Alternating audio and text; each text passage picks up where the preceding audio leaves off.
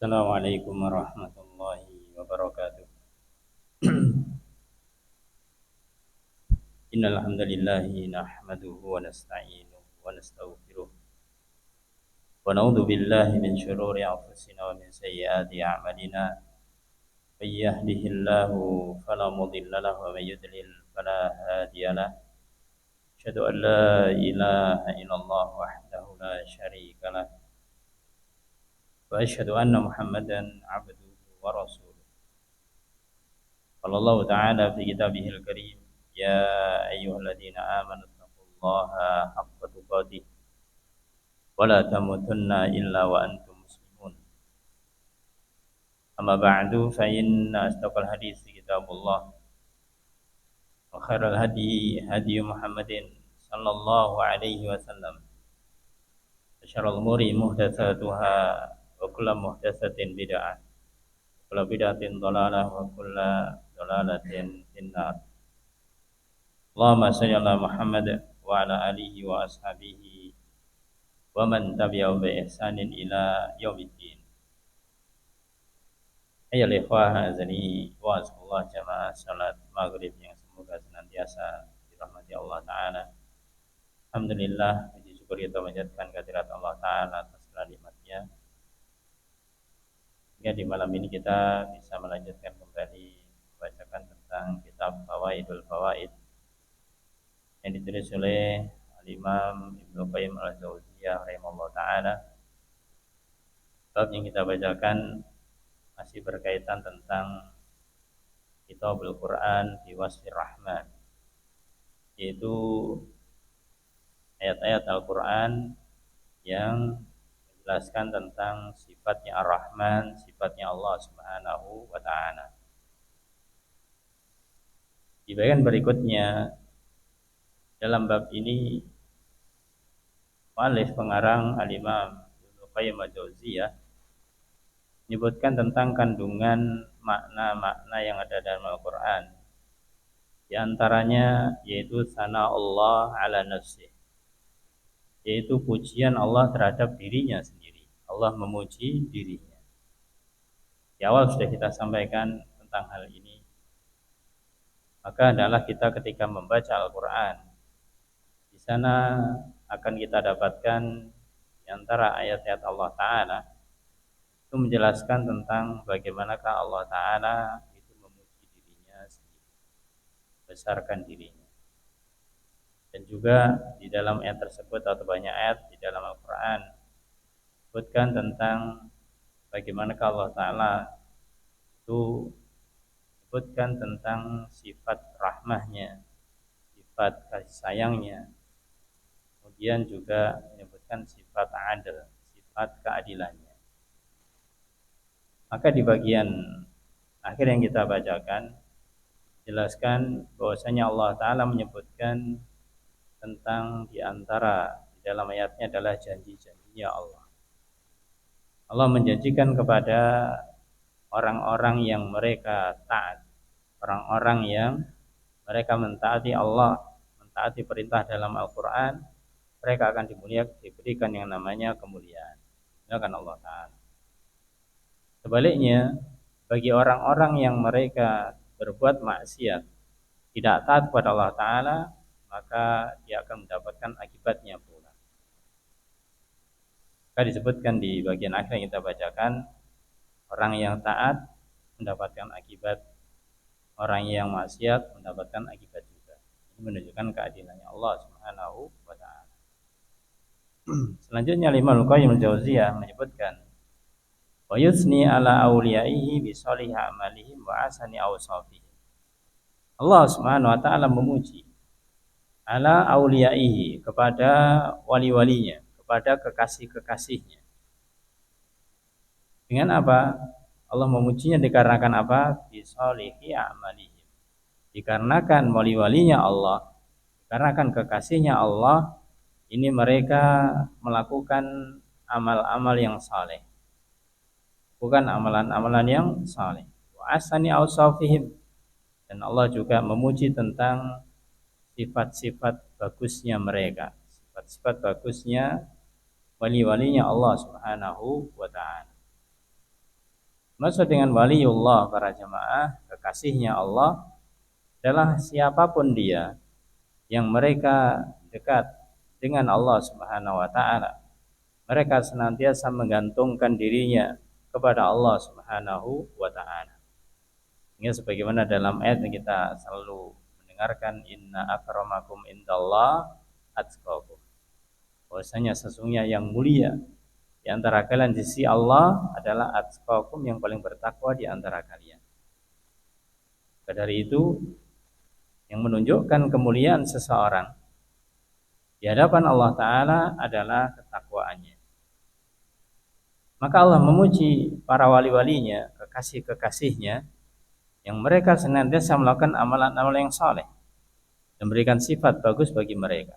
Sebaliknya, wa yadumu a'da'ahu, Allah mencela musuh-musuhnya Allah. Bisayyi a'malim, dikarenakan buruknya amalan mereka, tidak mau melakukan amalan kebaikan. Wa qabihi sifatim, dan sifat-sifatnya yang buruk. Sekali lagi menunjukkan bagaimanakah Allah menunjukkan keadilannya. Yang baik dipuji, yang buruk dicela. Wa yadribul amsal, Allah juga memberikan di dalam Al-Quran menjelaskan tentang berbagai macam permisalan. Wa yunawi'ul adillah, dan Allah juga memberikan dalil-dalil yang bermacam-macam, al-barahin, dan juga bukti-bukti di dalam Al-Quran tersebut.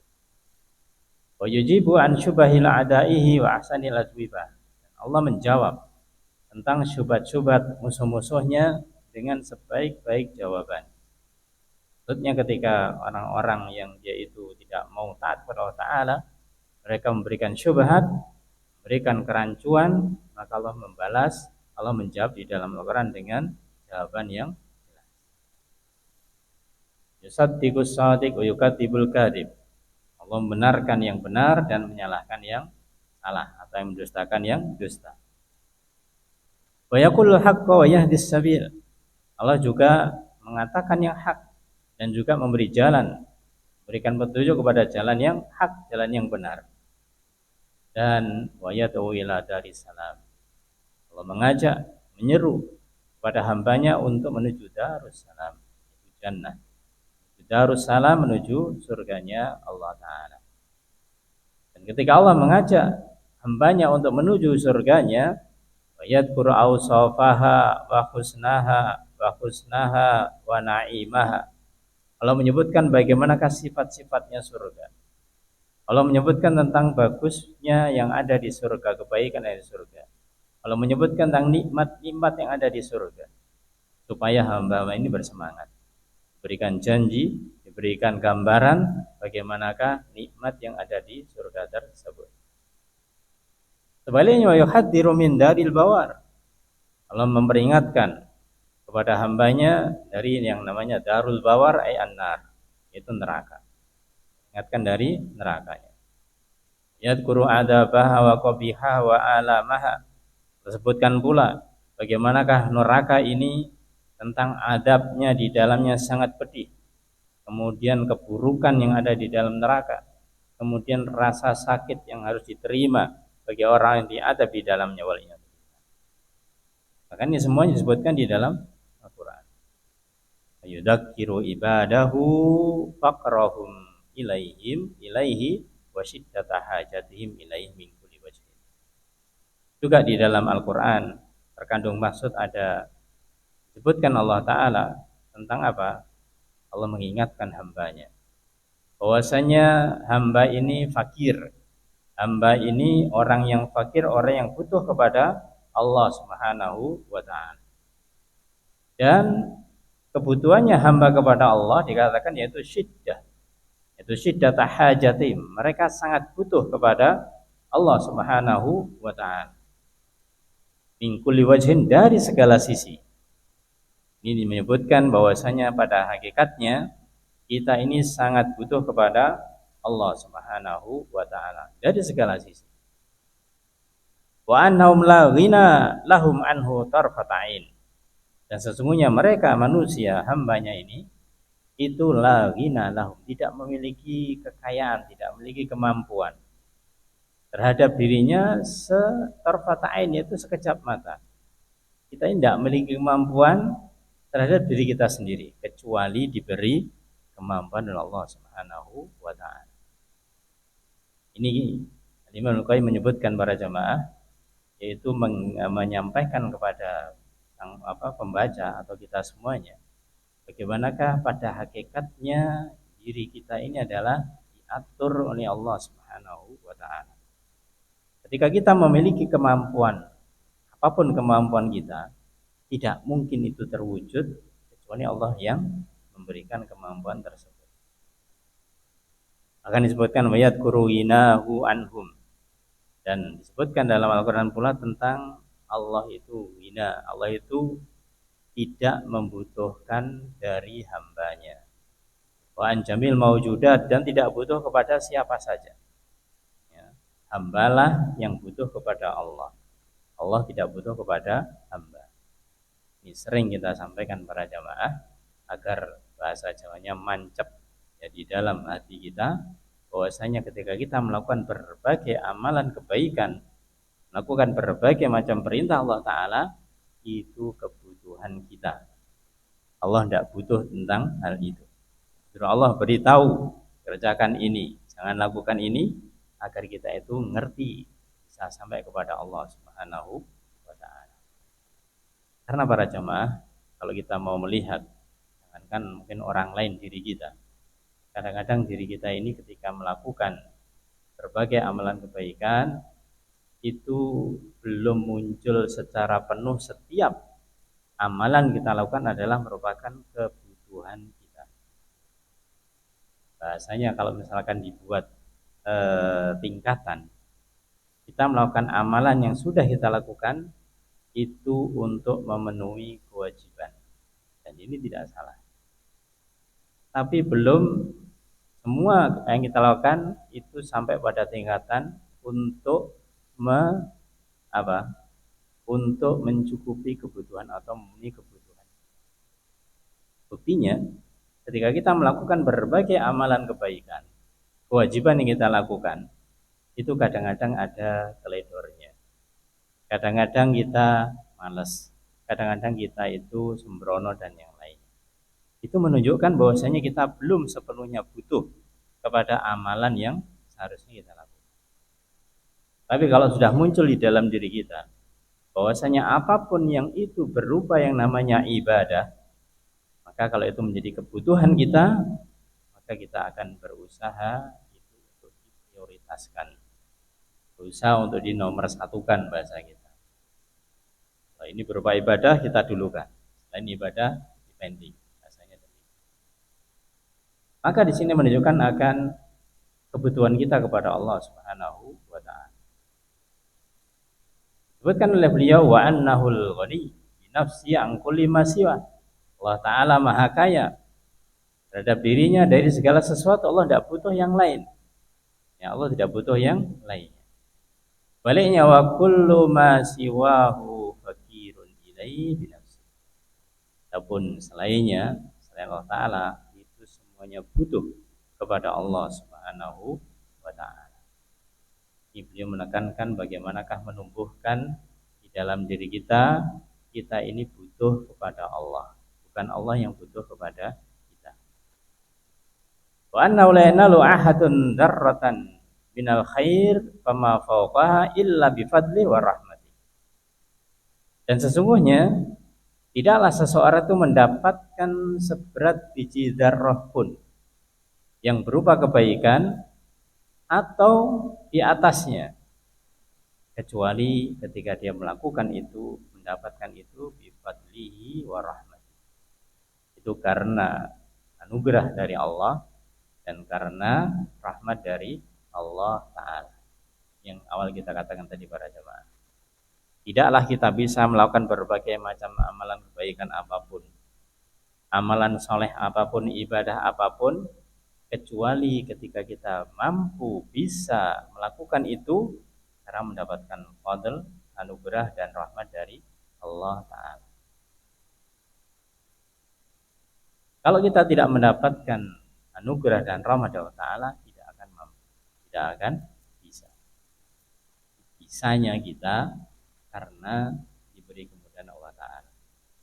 Wala darratan minasyar amma fauqaha, dan tidaklah ada berat biji sawi yang berupa keburukan atau yang di atasnya illa bi'adli wa hikmah, melainkan di sana ada keadilan dan hikmahnya Allah Ta'ala. Artinya ketika seseorang melakukan keburukan, ya, kemudian dia mendapatkan akibat, mendapatkan risiko, apakah di dunia atau apalagi di akhirat, itu dikarenakan keadilannya Allah. Kalau namanya berbuat buruk ya harus diberikan hukuman. Yang baik diberikan balasan yang baik, yang buruk diberikan balasan yang buruk. Bukan keadilannya Allah Ta'ala. Maka sampai di sini para jemaah, Imam Al-Qayyim menyebutkan tentang bagaimanakah pujian Allah terhadap dirinya, yang dimana di akhir dikatakan bahwasanya Allah tidak membutuhkan hambanya. Allah tidak membutuhkan hambanya. Nah, ini sekali lagi harus kita tancapkan kepada diri kita bahwasanya kitalah yang butuh kepada Allah, bukan Allah yang butuh kepada diri. Kemudian beliau membuat satu tema yang baru di dalam bab ini, baina rabbi wa ibadi, ya, antara Rabb Allah dan hambanya, antara Allah dan hambanya. Apa yang beliau ingin gambarkan di sini? Antara diri kita dengan Allah Subhanahu wa Ta'ala. Maka beliau katakan wa yashhadu min khitabihi, dan bisa dilihat dari khitab, dari ucapan Allah, maksudnya di dalam Al-Qur'an, itabahu li ahibbaihi al-tafaitan.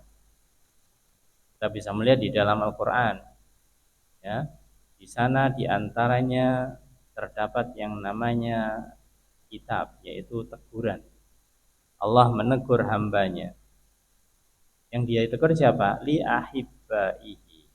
Yang ditegur adalah yang dicintai Allah Ta'ala, hamba-hamba yang dicintai. Jadi kalau kita cinta kepada seseorang, itu tidak senantiasa kita itu membiarkan apa saja yang dilakukan.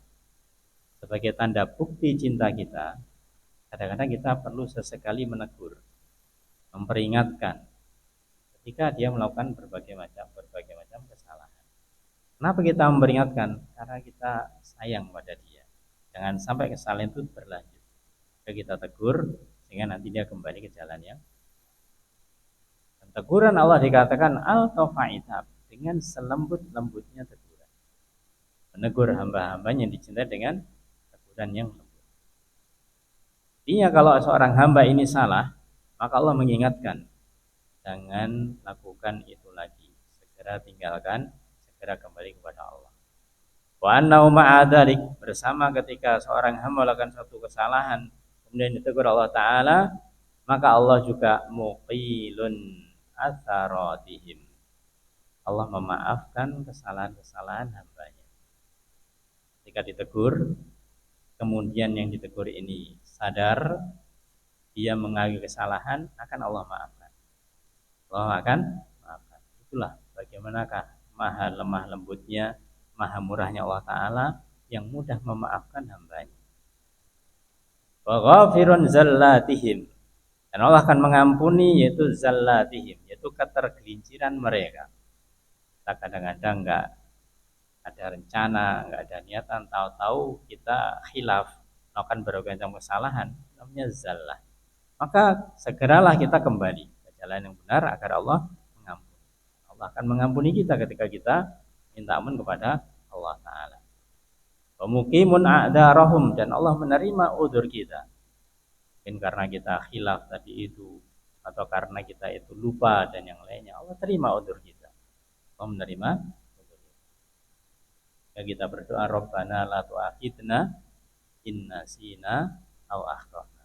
Ya Allah, jangan Engkau hukum kami ya Allah ketika kita in nasina, ketika kita salah, kita lupa, atau ketika kita salah.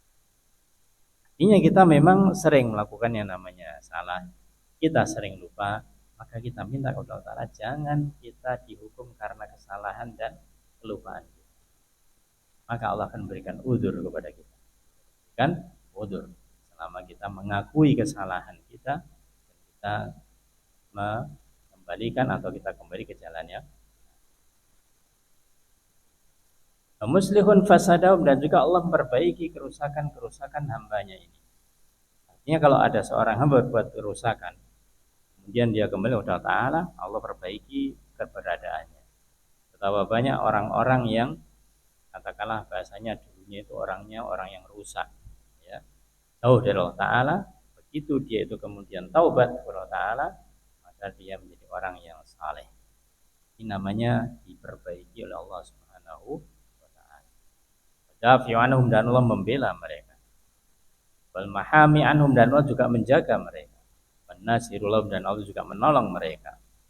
Al-kafilu bima solihim, Allah menjamin kemaslahatan mereka. Orang-orang yang menjadi itu orang yang dicintai Allah Ta'ala, para wali-walinya Allah Ta'ala. Wal munajji lahum min kulli karbin, dan akan melindungi mereka, selamatkan mereka dari berbagai macam kesulitan. Inilah rahmatnya Allah Ta'ala. Wal muwaffi lahum biwa'di, Allah akan memenuhi janjinya kepada orang-orang yang semacam itu. Wa annahu waliyuhumul ladzi la walla lahum siwa, sesungguhnya Allah Ta'ala adalah penolong mereka. Allah adalah walinya mereka, penolong mereka, yang tidak ada penolong kecuali Allah Subhanahu wa Ta'ala. Jika kita mengatakan iyyaka na'budu wa iyyaka nasta'in, iyyaka nasta'in, hanya kepada Engkau ya Allah kami mohon pertolongan, ini sebenarnya ikrar kita, hanya Allah yang bisa menolong kita, menolong apa saja yang menjadi kesulitan kita.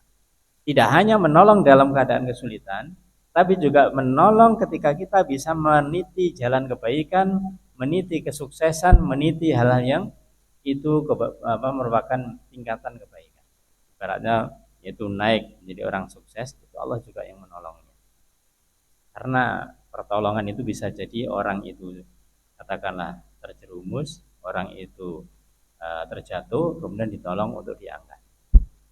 Tapi juga menolong ini ketika dia itu memiliki upaya usaha untuk sukses, itu juga butuh pertolongan.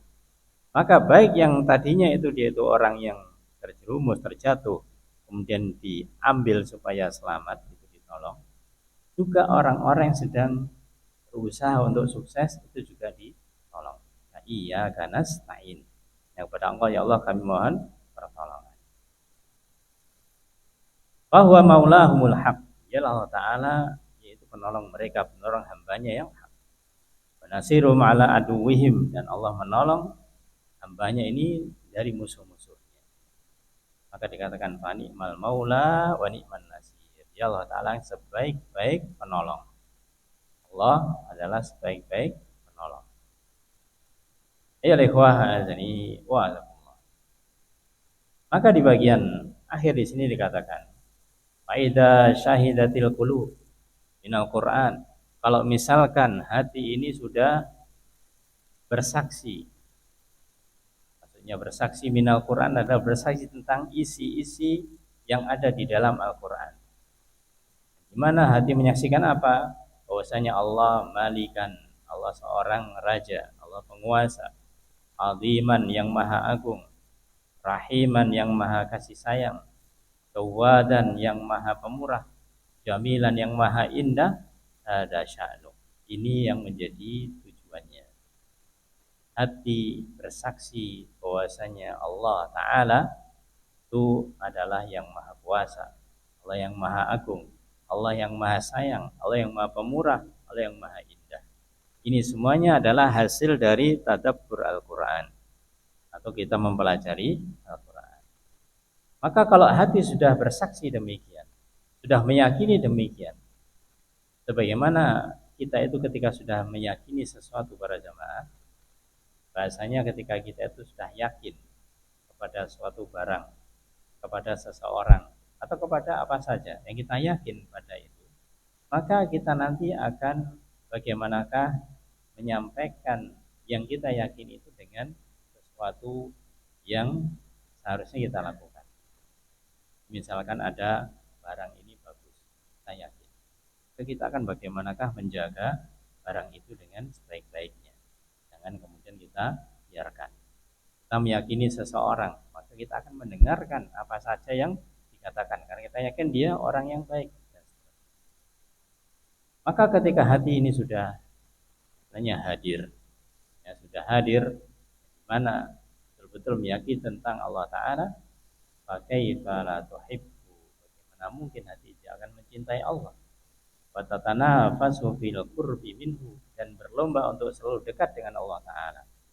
Pasti ini harus dilakukan oleh hati ini. Karena hati sudah yakin, maka berusaha untuk senantiasa mencintai Allah dan senantiasa untuk dekat dengan Allah Subhanahu wa Ta'ala. Wa tunfiqu anfasa fit tawaddudi ilaihi, dan dia menginfakkan nafasnya, artinya dia bahasanya yaitu memberikan seluruh kehidupannya itu dalam rangka cinta sayang kepada Allah Ta'ala.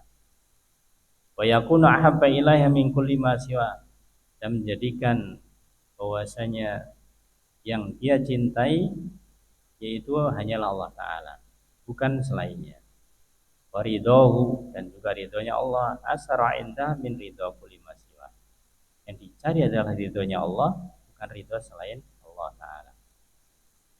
Maka di sini para jamaah Ta'ala sebutkan bagaimanakah di bagian akhir ketika kita sudah bisa menghadirkan hati kita, ketergantungan kita kepada Allah Subhanahu wa Ta'ala, maka di dalam kondisi apapun, dimanapun kita berada, dalam urusan apapun, kita akan ingat dengan Allah. Apa yang kita lakukan ini sesuatu yang Allah ridhoi, sesuatu yang Allah bolehkan, bukan sesuatu yang Allah larang. Betul-betul kita semuanya adalah sandarkan kepada Allah Subhanahu wa Ta'ala.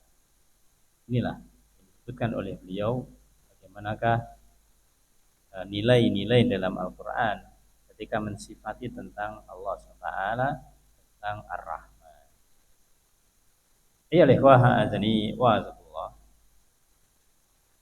Berikutnya yaitu di dalam bab yang selanjutnya disebutkan oleh Al-Imam Al-Qayyim Al-Jauziyah, yaitu bab al-faslu atau faslun an-ni'amu kulluha minallah wa dzunubu minasyaiton.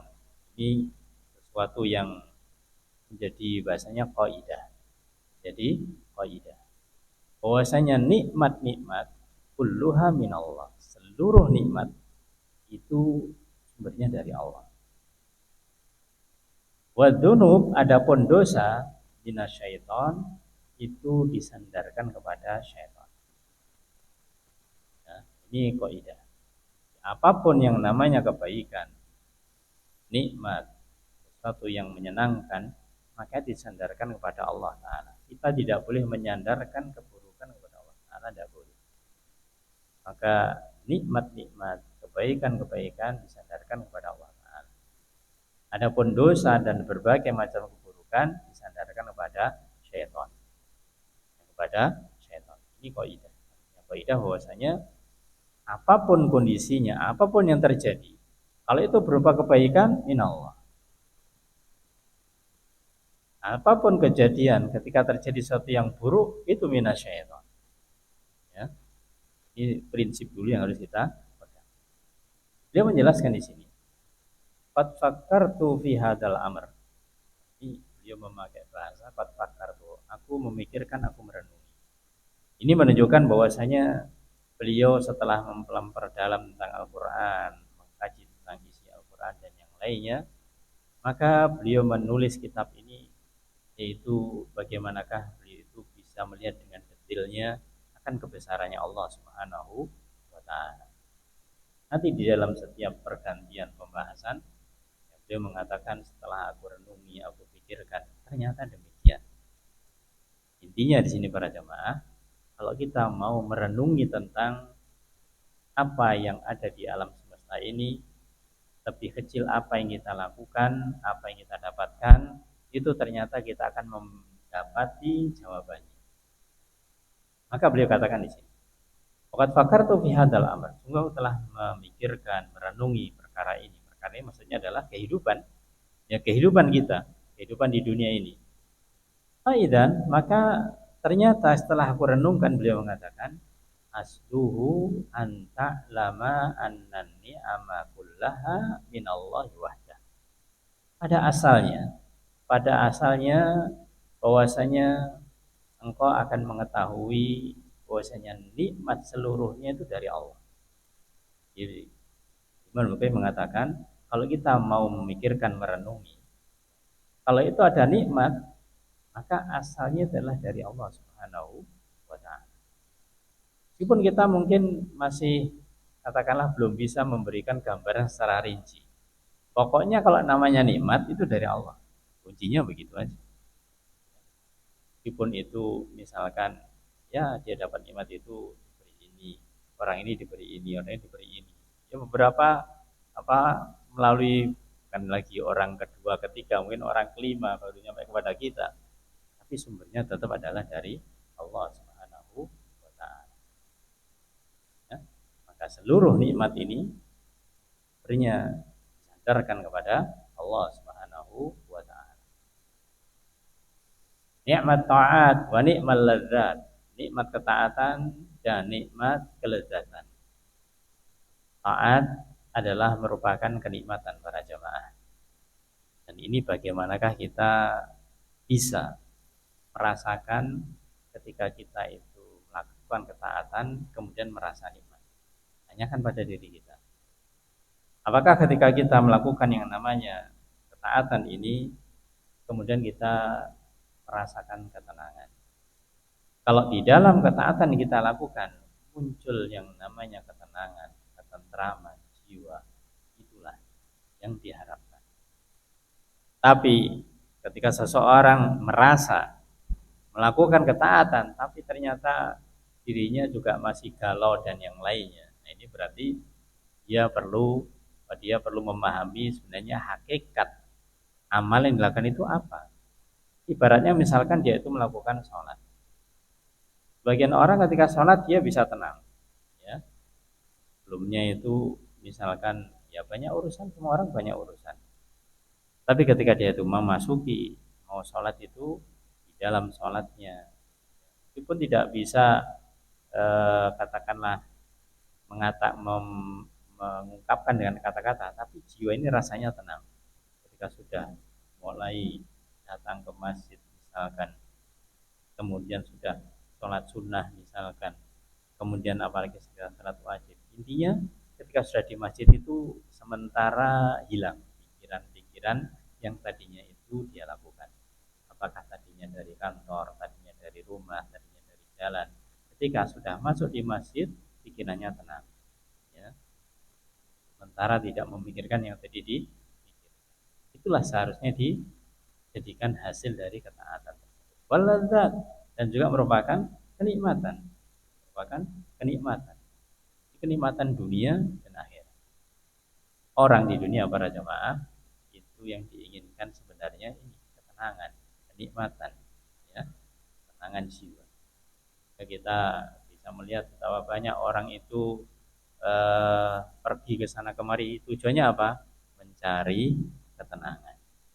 Ada yang pergi ke gunung, ke gunung? Cari ketenangan. Yang pergi ke laut, cari ketenangan. Ada yang pergi ke hutan bahkan, kenapa? Cari ketenangan. Apa ke sana kemari? Itu berarti tidak tahu siapa yang memberi ketenangan, tidak tahu. Terus sebenarnya ketika dia itu memahami siapa yang memberi kenikmatan, ketenangan, maka dia akan kembali kepada Allah Ta'ala. Cukup ke masjid, cukup untuk dalam masjid itu apakah sholat, apakah berzikir, maka katakan ala bizikrillah tatmainnul qulub. Bukankah dengan mengingat Allah hatinya akan menjadi fatarghabu ilayya ayyulhi maka zikrah. Maka ketika kita sudah mengetahui bahwasanya nikmat dari Allah Ta'ala, kita mintalah kepada Allah Ta'ala agar Allah memberikan ilham kepadamu untuk senantiasa kita mengingatnya. Kita sudah mengetahui nikmat itu dari Allah, maka mintalah kepada Allah agar kita senantiasa mengingat Allah. Di dalam nikmat yang kita dapatkan, ingat Allah. Dalam kebaikan yang kita dapatkan, ingat Allah. Tidaklah di dalam hati kita itu senantiasa demikian. Wa yuzi'aka syukraha, dan hendaklah kita minta kepada Allah Ta'ala, Allah memberikan pada diri kita yaitu rasa syukur. Bersyukur kepada Allah SWT dalam setiap saat. Bersyukur kepada Allah Ta'ala dalam setiap saat.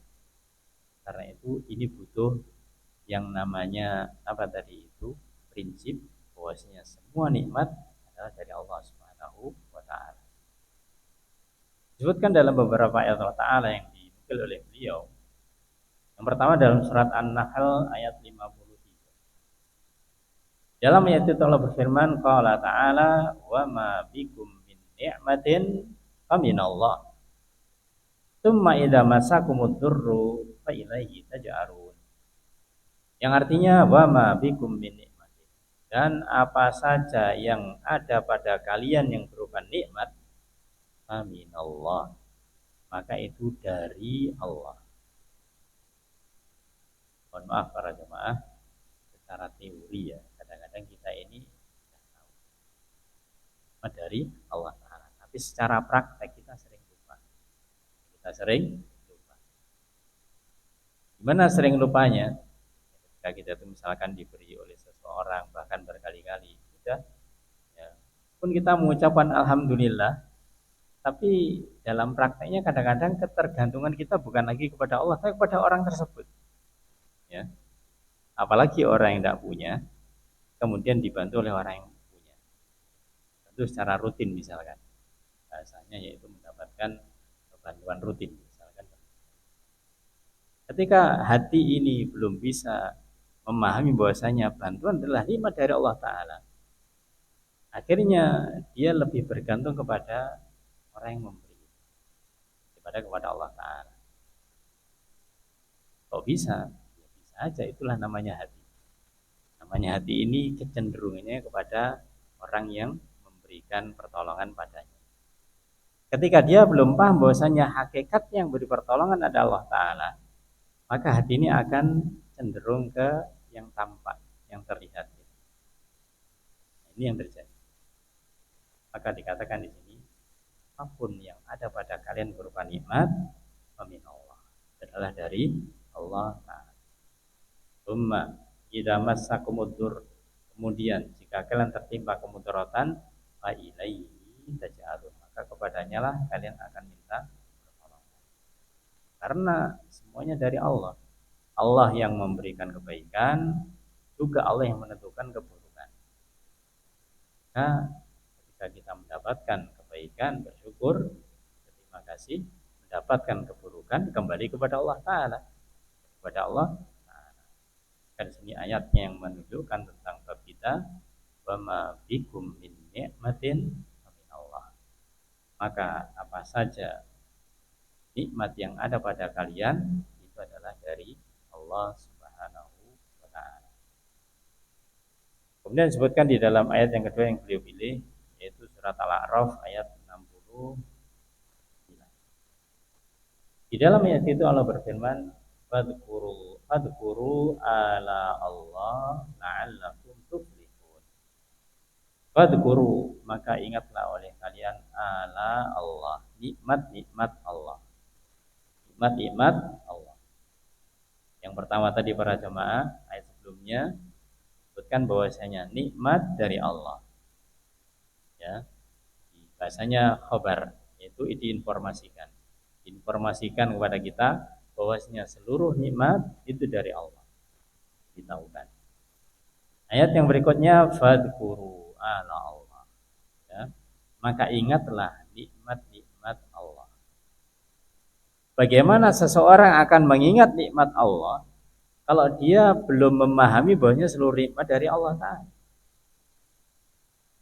Makanya kembali kepada yang tadi, kalau dia itu belum bisa menetapkan pada dirinya bahwasanya asal muasal nikmat dari Allah Ta'ala, yang diingat adalah siapa yang memberi. Siapa yang memberi, bukan Allah. Nah, pertama harus diyakini, dan dalam kita harus memiliki prinsip semua nikmat dari Allah. Dan Allah katakan, firmankan, fadhkuru ala Allah. Ya, fadhkuru ala Allah. Itu ingatlah oleh kalian nikmat-nikmat Allah. Karena tidak sedikit yang diberikan Allah Ta'ala kepada diri kita berupa nikmat. banyak sekali. Yang berikutnya dikatakan la'allakum tuflihun, agar kalian beruntung, karena menjadi orang-orang yang beruntung. Ini tersirat di dalam ayat ini maknanya para jemaah, bahwasanya kalau orang itu tidak mengingat Allah Ta'ala berarti bukan orang yang beruntung. Kalau dia tidak mengingat ayat Allah Ta'ala, tidak mengingat nikmat-nikmat Allah Ta'ala, berarti dia tidak punya keyakinan nikmat itu datangnya dari Allah sebenarnya. Berkaitan, ya, berkaitan. Maka sebaliknya para jamaah, ini yang kita inginkan pada diri kita, bahwasanya kita adalah senantiasa meyakini nikmat itu dari Allah Ta'ala, dan kita mengingat apa saja nikmat yang Allah berikan pada diri kita. Tujuannya apa? Agar kita menjadi orang yang bagaimanakah agar bisa menjadi yang beruntung? Ayat berikutnya disebutkan oleh beliau urutannya dalam surat An-Nahl ayat 114. Allah berfirman, washkuru ni'matallah in kuntum iyyahu ta'budun. Sekarang berupa perintah, yaitu berupa perintah bersyukur. Kita mengetahui informasinya, ya, kemudian diingatkan, kemudian disuruh bersyukur. Jadi yang dipilih oleh Imam Al-Jauziyah ini, Masya Allah, ayat-ayat yang dimana itu bahasanya sebab akibat. Ya. Kalau orang itu sudah memiliki prinsip semua nikmat dari Allah Ta'ala, suruh mengingat, dia mudah. Kalau dia mudah mengingat, dia mudah bersyukur kepada Allah Ta'ala. Maka sebaliknya, kenapa orang tidak bersyukur? Ya, karena dia jarang mengingat nikmat Allah. Kenapa jarang mengingat Allah Ta'ala? Ya karena dia tidak yakini bahwasanya semua nikmat dari Allah Ta'ala. Ini pun di dalamnya dikatakan in kuntum iyyahu ta'budun. Ya, jika kalian hanya kepada Allah beribadah. Jika kalian hanya beribadah kepada Allah saja. Maknanya apa para jamaah? Yang pertama dikatakan washkuru nikmat Allah. Bersyukurlah kalian atas nikmat Allah. Kalau memang kalian hanya beribadah kepada Allah Ta'ala. Artinya kalau ada orang yang dia ibadahnya kepada selain Allah, dia bisa jadi bersyukurnya tidak kepada Allah Ta'ala, bersyukurnya saja kepada Allah Ta'ala. Nah, di sini dikaitkan dengan yang namanya ibadah. Maka orang yang dia itu meyakini semua nikmat dari Allah Ta'ala, dia senantiasa mengingat nikmat Allah Ta'ala, dan dia bersyukur atas nikmat Allah Ta'ala, ini untuk ibadah, untuk ibadah kepada Allah Ta'ala. Ya. Kita meyakini dengan hati akan nikmat dari Allah Ta'ala. Kita mengingat, ya, kita bersyukur, adalah semuanya ibadah kepada Allah Ta'ala, untuk ibadah kepada Allah Subhanahu wa Ta'ala. Insyaallah inilah ayat yang dipilih oleh mu'allif yang mengarang. Bagaimanakah tiga ayat ini dan tentang keterkaitan antara satu dengan yang lain. Maka di bagian akhir dalam bagian ini disebutkan wa kama annatil kan ni'am, dan sebagaimana sesungguhnya nikmat-nikmat itu minhu dari Allah Ta'ala, wa min mujarradi fadlih, dan hanya karena anugerah dari Allah Ta'ala. Jadi semua nikmat itu adalah dari Allah saja, dan itu adalah anugerah Allah Ta'ala yang diberikan kepada hamba-Nya. Wa dzikruha wa syukruha la yunalu illa bitaufiqi.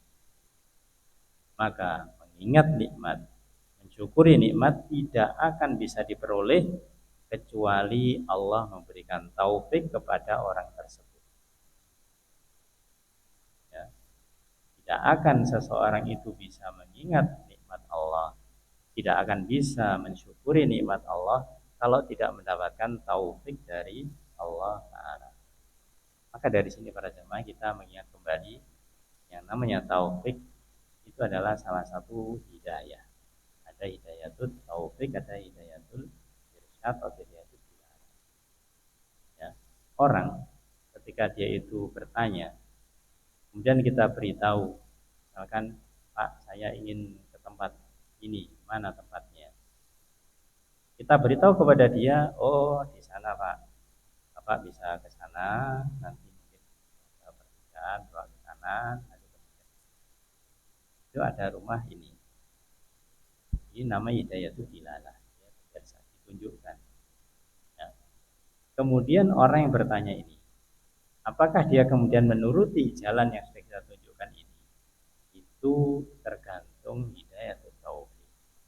Dia lakukan, dia jalani tidak petunjuk yang kita beritahukan. Kalau dia mengikuti petunjuk kita dengan benar akan sampai tujuan. Tapi kalau dia ternyata kayaknya enggak ya, ketika sudah jalan ada pertigaan seharusnya kanan, dia ke kiri. Oh, ingat saya ke kiri kok, ya enggak sampai tujuan. Artinya tidak mendapatkan hidayatul taufik. Karena dia tidak mau menuruti petunjuk yang benar. Maka itu taufik itu hanya Allah Subhanahu wa taala. Maka dari itu para jemaah, ketika kita bisa mengingat nikmat Allah taala, ketika kita bisa mensyukuri nikmat Allah taala, itu kita berarti mendapatkan hidayatul taufik. Ini kita inginkan. Ya. Kalau orang misalkan diingatkan sehat itu nikmat apa bukan nikmat? Siapa yang memberi? Allah. Tahu. Ya akan mengetahui. Tapi kadang-kadang dengan mengetahuinya tidak kemudian kesehatannya digunakan untuk ibadah kepada Allah Ta'ala. Bahkan dia menjaga kesehatan itu tujuannya apa? Ya, untuk kebugaran dirinya supaya tetap sehat. Ya. Bahkan ibaratnya meskipun harus olahraga, kemudian meninggalkan kewajibannya, pokoknya badannya yang pengen yang tetap sehat ini. Jadi orang yang tidak mendapatkan taufik, ya, itu para jamaah kita inginkan adalah hidayatul taufik. Kalau hidayatul irsyad itu di dalam Al-Quran, dalam As-Sunnah itu sudah jelas. Artinya kita sudah diberitahu di dalam Al-Quran dan As-Sunnah ini jalan yang benar, ini jalan yang salah. Tinggal kita ikut yang mana? Kita mengikuti ataukah tidak? Kita mengikuti yang benar, jalan yang benar, nanti mendapatkan hidayatul taufik. Kalau kita misalkan tidak mengikutinya, ya sudah tidak mendapatkan hidayatul taufik, akan tersesat. Itulah para jamaah sebagian yang kita bacakan yang terkait dengan salah satu prinsip yang harus kita tanamkan, tancapkan pada diri kita, bahwasanya nikmat itu semuanya dari Allah. Nanti pembahasan berikutnya, adapun dosa itu adalah dari syaitan. Semoga Allah Ta'ala mudahkan kita untuk memahami dan kemudian meyakini tentang prinsip ini, bahwa semua nikmat datang dari Allah Ta'ala. Adapun kalau kesalahan, keburukan itu datangnya dari syaitan. Allah Ta'ala mudah kita untuk bisa mengamalkan ya Rabbal Alamin. Allah alam bisawab. Kita cukupkan dengan kafaratul majlis. Subhanakallah